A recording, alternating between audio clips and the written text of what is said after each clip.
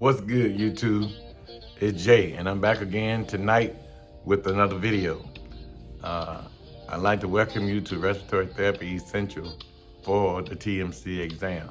Now, I recently took the old version of the test, and I took the new version of the test. And I am here to help you to pass your TMC exam on your very next attempt or your first attempt. So if you are here as a respiratory therapy student or graduate, you're in the right place. My videos are short and sweet so that you can attain the information.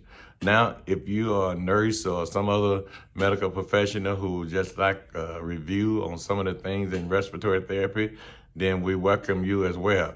And without any further ado, let's do this.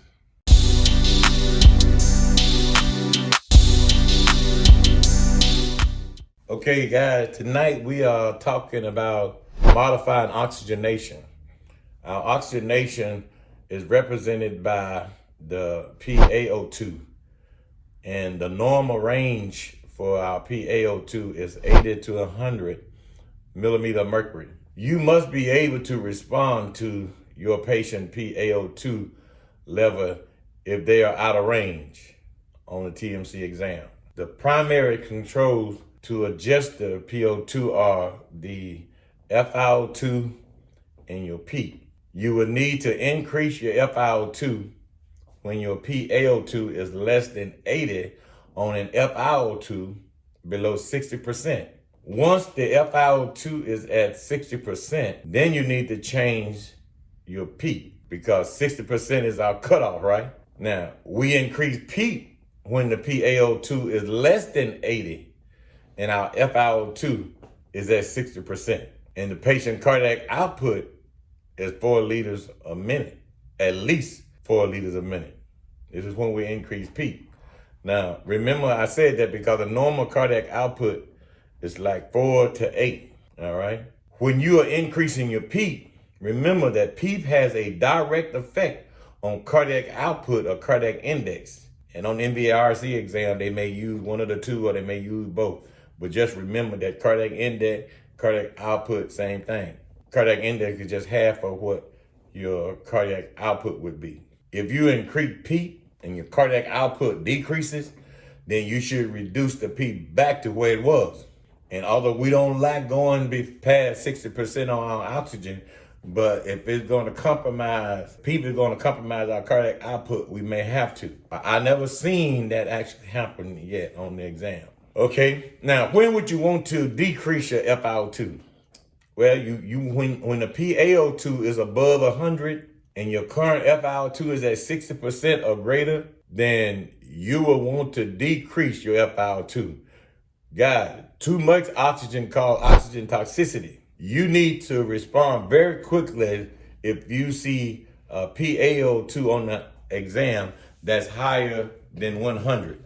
A PaO2 of 101, 102, 103 is not tolerated on this exam. Turn down that drug. You have got to turn down that drug, especially on this exam. What about PEEP? When would you want to decrease your PEEP? Well, decrease PEEP when the PaO2 is above 100 and you have an FiO2 of 55% or less. Please remember that, because I'm gonna say it again.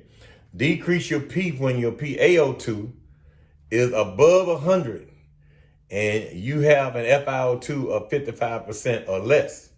That 55% gives you a little room, okay, to decrease your PEEP. That PaO2 is above 100 and you have an FiO2 of 55 or less, then you need to decrease that PEEP, all right? When your patients are hypoxic on this exam, give them oxygen.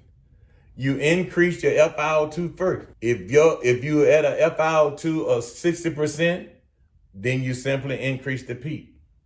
The MBRC exam will test you. They will test you on this information, I can assure you, all right? But remember, do not go above 60% on your FiO2 on this exam unless the PEEP level is so high until it's compromising cardiac output. 60% is still cut off, 60%. When your patient is being over-oxygenated, turn down that drug. Turn down that PA02 if it's above 55%. It's above 55%, and then turn down the P. All right? And there you have it. Hey, look, guys, very short, very sweet, but you must be able to modify oxygenation on this exam. You must be able to respond to your patient PA02 if they're out of range.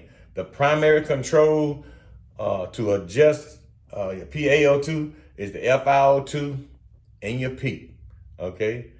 You will need to increase the FiO2 when your PA02 is less than 80 and the patient on the FiO2 below 60%. Once the FiO2 is at 60%, a change in the P will be indicated then. And there you have it. Okay, guys, I'm back. Listen, I can assure you that you are going to have to know how to respond to a high and low PA02 for the TMC exam. If you didn't understand that, I ask that you read it, play the video over again or screenshot it, but make sure it's somewhere nearby before you attempt the exam. But if you know at least this much when you go to the exam, you will have all you need to do to adjust or modify oxygenation for the TMC exam. Hey guys, I'm working hard for your subscription. All my videos are short and sweet and to the point, but it's information that you're gonna need on the TMC exam. Do me a huge favor.